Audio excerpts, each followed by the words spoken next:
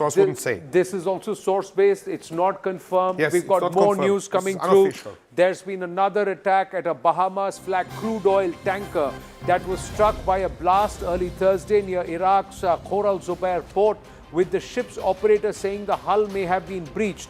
Now, very interestingly, this has happened via boat. A boat laden with explosives went and rammed in. Remotely and you've been controlled. Yeah, remotely controlled. So you've been talking about this. Yes. How do they do this? What do the Iranians do? And this is again happening at the Strait of Hormuz. This is essentially the same we have seen already. For example, these are the pictures. This is the picture of the hull that's been breached. Yeah. Essentially, you can convert any speedboat into a drone, a naval drone. Right. Which means nobody needs to drive it as a kamikaze or something, but you're steering it per remote control like you're steering a drone. Right. Point is, one can pack a lot of explosives into such a boat. 500 kilograms is no problem. Right. And then you can do something, you can achieve something that is visible on this photograph, which is penetrate the double hull of the tanker, because all the modern tankers have double hulls, double walls, outside walls of the hulls. So highly effective, very hard to combat, especially because over the time we have to expect the Iranians to do the same like Ukrainians are already doing, which means add additional weaponry to their naval drones. Right. So that means this is again a guerrilla tactic, which which you had actually gamed, saying the Iranians will do. They will send these suicide boats laden with explosives and try and do it so that they can continue to jam the Strait of Hormuz. And don't forget one thing. Yeah. Using just such means, the Ukrainians have managed, in combination with their missile strikes, to force the Russian Black Sea Fleet to withdraw from the Crimea into the bases in Eastern Black Sea, where they are de facto holed up. They cannot move out and operate because it's too dangerous for them.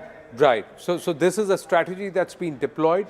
My question to you is, how are the Americans and their allies, the other Gulf nations, going to counter this? Because they will have to have helicopter hovering to be able to shoot down these kind of boats. They will have to monitor. Let me get back to the map. Right. Okay.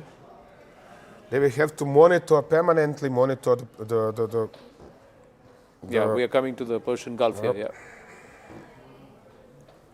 They will have to permanently monitor the coast and the area behind the coast, because as long as the Iranians can move supplies, which in this case would be explosives, fuel, and items necessary to convert speedboats into naval drones, they will have to constantly monitor this from satellites, from reconnaissance aircraft, reconnaissance UAVs, from helicopters, by any means, in order to prevent them from sorting out of local ports or any kind of points on the local coast and threaten the shipping in the Persian Gulf and the Hormuz. Right.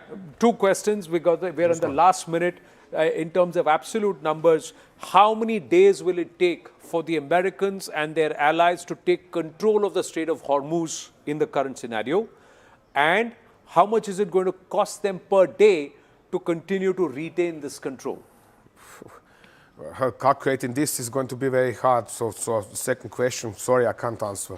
The first question, one can guess that provided everything goes well and there are no major problems and they have enough resources to do that, 1 week, perhaps longer, to secure the area of the Hormuz Strait. It all depends on the capability of the Iranian air defenses to continue resisting, and they are still resisting. And they have, if nothing else, they have short-range systems and medium-range systems are still operational. This is why they are making claims about additional U.S. combat aircraft shot down. So as long as these are effective and anywhere nearby, there is a threat, and the Americans are not going to let the shipping pass. Let the ships pass. And unless the ships pass from here, there is no commerce. Iran's going to lose money, but along with that, so are 11 to 14 other countries who are going to lose money, and there's going to be a huge resource crunch that's going to happen, perhaps the rest of the world, largely towards South and Southeast Asia, including China and Bharat. So it's not going to be easy. That's all we have time for to pack in this edition of Inside the Bunker with Tom Cooper. Always a pleasure. Stay with us. The Right Stand up next.